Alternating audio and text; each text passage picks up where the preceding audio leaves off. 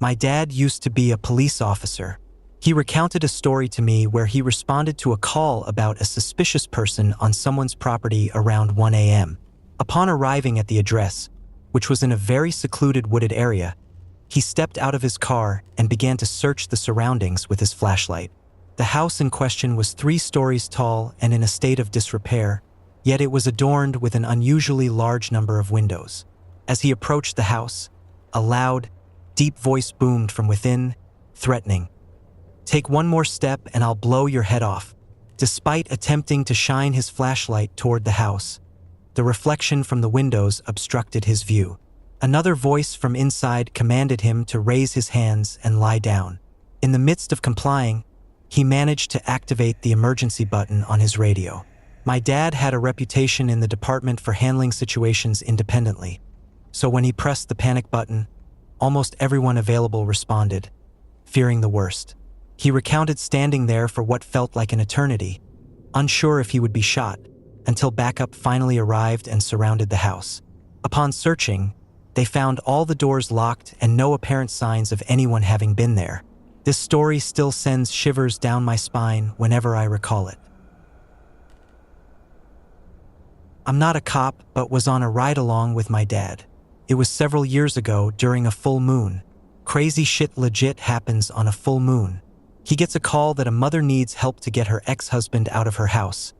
The ex-husband never got convicted for it, but he was charged with sexual assault with a minor twice. They couldn't convict him for some reason, don't remember why, but he was prohibited from seeing his ex-wife kids. To clear the confusion, this was before the following incident. So my dad arrives on site and I'm following him. We think this is just a drunk dude who's being aggressive and needs to be removed. When we got inside the house and went to the child's bedroom, we found him balls deep in a little girl, a dead little girl. He was still moving in and out, making noises which horrify me to this day. Her head was completely twisted around so that she was looking behind her. It was so surreal and creepy that my legs gave out when I got outside. Dad got him off of her and subdued him. I was outside when I heard the mother find out what happened. Another noise that will haunt me for life. My grandfather, who served as a police officer for over 40 years, recently shared a story that left a lasting impression on me. It began with a call from a concerned neighbor reporting that they hadn't seen their neighbor, let's call him Bill, for several days. My grandfather, accompanied by another officer named John, responded to the call and arrived at Bill's house. Despite repeated knocks, there was no response. They discovered an unlocked door and cautiously entered the house, calling out for Bill as they searched each room. Finally, Officer John ventured into the basement. My grandfather heard John's voice exclaim, "Oh, Mr. Bill, there you are. Is everything all right?" Curious, my grandfather descended the steps to find Bill standing in the basement, dressed in his suit and hat, with one glaringly disturbing detail. Perplexed, Officer John insisted, "He's standing right there." To my grandfather's grim realization, he replied, "And you don't see the rope around his neck?" It turned out that Bill had tragically taken his own life by hanging himself with a clothesline rope tied to a beam in the basement, then kicking away the stool he stood on. Over the course of the days since, the rope had stretched so much that Bill appeared to be standing normally in the dimly lit basement. Despite the somber nature of the story, there was an element of dark humor in Officer John's confusion, making it simultaneously the saddest, funniest, and darkest tale my grandfather had ever recounted. As a former police officer, I recall a particular incident that solidified my decision to leave law enforcement. We were executing a no-knock search warrant on a suspected drug house. The protocol was for each officer to secure a suspect as we entered, with the first officer grabbing the nearest individual, the second officer the next closest, and so forth. I found myself as the fourth officer in line. As soon as we burst through the door, chaos erupted. My assigned suspect bolted down a hallway. I pursued him, and after a tense chase, he ducked into a room and slammed the door shut. Without hesitation, I followed, leaping on top of him to restrain him. But before I could handcuff him, I noticed his hand reaching under the bed. My pulse quickened as I dragged him to the living room where other suspects were being held. Then, I returned to the room and cautiously peered under the bed, discovering a double-barrel sawed-off shotgun. Dread washed over me as I realized its loaded barrels contained 2 slugs. The weight of what could have happened settled heavily on my shoulders. While I can't say for certain if he would have used the weapon against me, the mere possibility haunted me for nights on end. Ultimately, this incident was the tipping point, and 3 weeks later, I made the difficult decision to resign from the force. I was dispatched to a single vehicle crash out in the county, and upon arrival, I found the aftermath. A car had careened off the road, crashed through a fence, and rolled multiple times before finally coming to a stop upright. The driver appeared to be severely injured, with the attending paramedic sadly confirming his passing. We proceeded to secure the scene and awaited the arrival of the coroner. Once the coroner arrived, he began his investigation and documentation of the incident. About 20 minutes into the process, as we stood near the coroner's van discussing the situation, something utterly unexpected occurred. From about 20 feet away, near the victim's car, the driver, who hadn't yet been removed, suddenly sat up, looked around, and proceeded to start the car. The shock was palpable as we all reacted, jumping nearly 5 feet into the air. To our disbelief, the driver had survived. The incident sparked a thorough investigation into how 2 trained professionals had mistakenly declared a live individual as deceased. Responding to a call, we encountered a haunting scene. A man who had overdosed on heroin while reaching for something in his bedside table had collapsed into the drawer and choked to death, unable to move or free himself. The image of him, essentially hugging the drawer, stayed with me. In the morning, his mother discovered him and, in shock, dragged him off the drawer and onto the floor before calling for emergency assistance. When we arrived, we found him lying on his back, limbs contorted in a position reminiscent of a dead insect, an unsettling sight at such an early hour. His face and neck were reddened, but the most striking detail was the white line around his throat where the drawer had pressed against it, creating the illusion of a sliced throat at first glance. It was a surreal and unsettling sight, far from what one expects to encounter at dawn. The memory that lingers most vividly, however, is the sound of the undertakers working to straighten out his stiffened joints due to rigor mortis. It was a stark reminder of the finality and grim reality of death. Responding to a distress call from an elderly woman whose husband hadn't returned from cutting wood for lunch, we discovered a heartbreaking scene. The man, who had recently received a terminal illness diagnosis, was found hanging by the neck from a rafter in his barn. My colleague, a seasoned deputy, had witnessed countless tragedies during his career, but for me, as a newcomer to the force, this was a shock. It was evident that the man had been hanging for some time, given the stretched appearance of his neck and the blood pooling in his feet and ankles. Following my colleague's lead, I assisted him in cutting the rope, with me supporting the man's thighs while he worked. When the rope was finally severed, the weight of the man's body caused him to slump over my shoulder, expelling all the trapped air from his lungs in what can only be described as a prolonged, gut-wrenching moan. The sound pierced the air, and I recoiled in horror, unable to bear the weight of the moment. It was a deeply distressing experience, and I felt immense sorrow for both the man who had reached such a desperate end and for the pain experienced by his grieving wife. As a rookie, I once responded to an alarm at a restaurant rumored to be haunted by a woman. The first officer to arrive was a seasoned veteran who remained calm and composed. However, upon my arrival, I noticed him standing beside his patrol car with his shotgun drawn, peering over the hood. My initial reaction was one of alarm, assuming there was a break-in in progress. Approaching him cautiously, I inquired about the situation. He recounted that upon his arrival and the activation of his patrol car's lights, he witnessed a woman jumping off the roof and vanishing into thin air. His demeanor betrayed his shaken state. Together with another officer, we thoroughly searched the premises but found no evidence of anyone having been there. This experience left a lasting impression on me, and from that point on, I never ventured to that restaurant alone at night. While on patrol duty, my partner and I received a welfare check call concerning an elderly man whose out-of-state family had been unable to reach him. These types of calls always carry a weight of anticipation, as we're often aware of what might lie behind closed doors.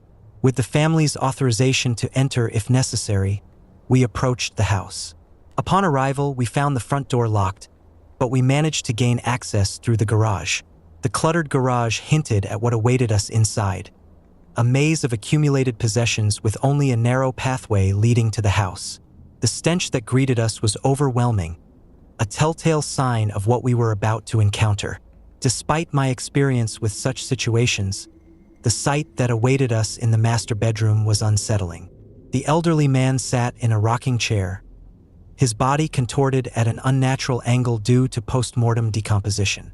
His spine had snapped, causing his upper body to lean sharply to the right, creating a disturbing sight despite the absence of external trauma. He had passed away from natural causes.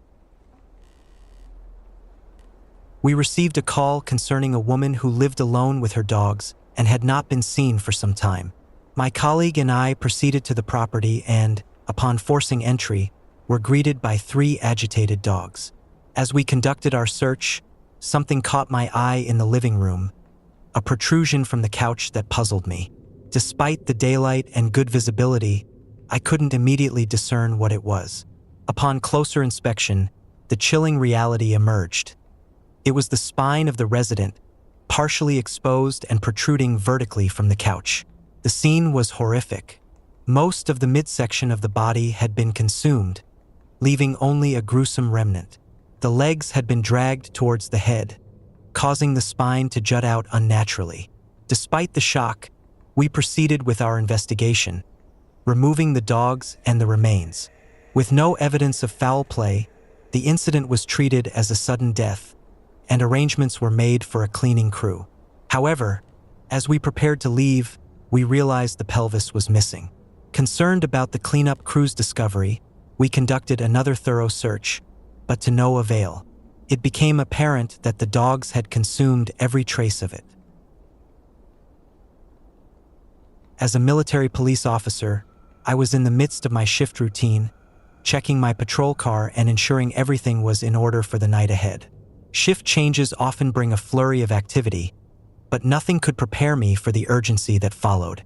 As I stood outside my patrol car, calibrating my radar, the radio crackled to life with dispatch reporting a call about a man with a gun approaching the main gate. Glancing at my partner, we exchanged a silent but unmistakable, "Oh shit," look before swiftly jumping into our patrol cars and speeding towards the gate. I must have hit 80 or 90 miles per hour on the way there, the gravity of the situation weighing heavily on my mind. Arriving at the gate, I rolled down my window and urgently inquired about the man's whereabouts from a soldier stationed there. With a gesture down the road outside the base perimeter, I realized the situation extended beyond our jurisdiction but raced off nevertheless. Thoughts raced through my mind. Was it an active shooter? A terrorist threat? The recent history of incidents like Fort Hood and thwarted bombing attempts heightened my apprehension. Spotting the individual ahead, I activated my spotlight, illuminating what appeared to be a metallic object in his hand. Without hesitation, I slammed on the brakes, drew my pistol, and shouted commands for him to show his hands. As my partner arrived on the scene, the tension was palpable, with the individual at gunpoint until a pat-down confirmed he posed no threat. It turned out the perceived weapon was just a harmless thermos, mistaken for a firearm by a passerby who alerted authorities. After the adrenaline subsided, I couldn't help but feel a mix of relief and embarrassment. I offered the man warmth in my patrol car, learning he was simply a janitor walking home due to a DUI conviction. Reflecting on the incident, it's now a humorous anecdote, but in the moment, the fear of a potential gunfight was all too real. My dad, a road officer, encountered a harrowing incident about 2 years ago while on patrol. He heard an engine revving behind him, and before he could react, a pickup truck rear-ended his patrol car. Initially dismissing it as an accident, he radioed it in, but his suspicions were confirmed when the driver reversed and struck him again deliberately. Realizing the danger, my dad maneuvered his car to block the truck's escape, successfully disabling it. However, he soon discovered he couldn't move his leg. Despite the pain and uncertainty, he maintained control, keeping the driver at bay and calling for backup. As he awaited assistance, the driver exhibited disturbing behavior, striking himself and uttering threats. Despite the absence of a visible weapon, my dad remained vigilant until backup arrived and apprehended the suspect. The ordeal left my dad fearing for his mobility, but thankfully, after receiving medical attention and undergoing physical therapy, he regained most of the feeling and mobility in his leg. In subsequent interviews, the driver expressed no remorse, revealing his intent to provoke a lethal confrontation with law enforcement. It's a chilling reminder of the dangers officers face on duty. I'm not a police officer, but I work as a CSI for the police department. On the third shift, I monitor our call queue, which displays all incoming calls to the department. One night, a call caught my attention. A woman had arrived at the hospital, claiming she had been held captive for days, sexually assaulted and beaten, and that her parents had been killed. At first, some of my colleagues thought she might be experiencing mental health issues, so we initially dismissed her account with a touch of gallows humor. It's a coping mechanism in our line of work. However, when we tuned into the specific channel for her address, an officer was dispatched to check on the welfare of her residents. It turned out her story was tragically true. The officer discovered blood seeping from the garage, her mother bound and deceased upstairs, and a bedroom outfitted with cables, chains, and other restraints used to hold her captive. Further investigation revealed her father's body in the trunk of her car, unbeknownst to her when she drove to the hospital. In my line of work, I've encountered numerous grim scenes, but stepping into that house sent a shiver down my spine. It felt like the walls held the weight of unspeakable horrors. I'm a dispatcher. I've encountered my fair share of harrowing calls, but this one stands out. It began with a woman calling 911, her voice barely audible, whispering urgently for help. Despite the difficulty in understanding her, I managed to extract an address from her. Keeping the line open, I guided the officers to her location. When the officers arrived at the house, a male emerged.